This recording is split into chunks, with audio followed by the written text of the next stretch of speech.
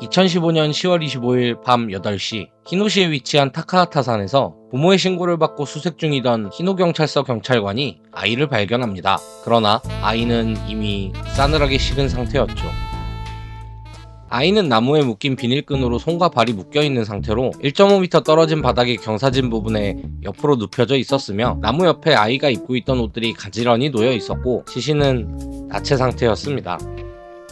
사망한 남자아이는 사건 현장에서 가까운 곳에 살던 초등학생이었습니다. 아이는 일반 학교가 아닌 도쿄의 NPO 법인이 운영하는 소규모 대안학교에 다니고 있었습니다. 이 학교는 오스트리아 철학자 루돌프 슈타이너가 제안한 발도르프 교육을 기반으로 시험도, 교과서도 없는 자유로운 교육 방식을 따르는 곳이었는데 한 학년 정원은 약 10명, 괴롭힘이나 문제도 없었고 아이는 밝은 성격이었다고 합니다. 인터넷, 게임, TV도 거의 접하지 않았던 아이, 그리고 사건이 발생한 타카하타산은 평소 친구들과 자주 놀던 익숙한 장소였습니다. 하지만 그날만큼은 혼자 산으로 향했습니다.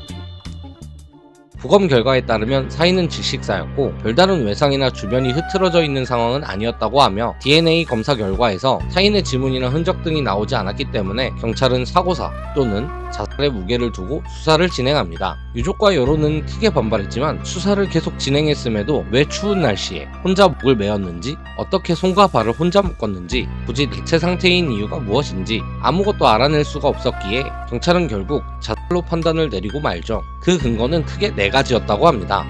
첫 번째, 부검 결과 아이의 몸에는 저항 흔적이 없었다. 그리고 주변에서도 다른 발자국이나 DNA는 발견되지 않았다. 두 번째, 손과 발의 포박이 느슨하다. 타인에 의해 강제로 포박되었다면 강하게 포박이 되어 흔적이 남아야 하는데 그런 게 전혀 없었다. 세 번째, 옷이 강제로 벗겨진 흔적이 없다. 옷을 강제로 벗겼을 때에 슬림 흔적이나 옷이 늘어나 있는 등의 흔적이 있어야 하는데 전혀 없었다. 네 번째, 일본에서는 극단적인 살해 방식을 이용한 사건이 많았다. 보통 사람이 자살 시도를 할 때 본능적으로 살기 위해 저항하는 사례가 있는데 그런 생존 시도를 막기 위해 꼭 죽을 수밖에 없도록 설계하는 극단적인 살해를 이용한 사건이 꽤 있었다. 그러나 이 사건의 이문점 또한 존재했습니다. 첫 번째, 10살짜리 아이가 저런 식으로 혼자 시도하는 것이 가능한가? 위 그림의 방식처럼 시도한다면 이론상 가능하다고는 하지만 만 10살짜리 아이가 성인도 생각하기 힘든 저런 방식으로 할 수 있었을까? 라는 의문입니다. 두 번째, 학교의 잘못된 교육 때문에 사망한 것이 아니냐?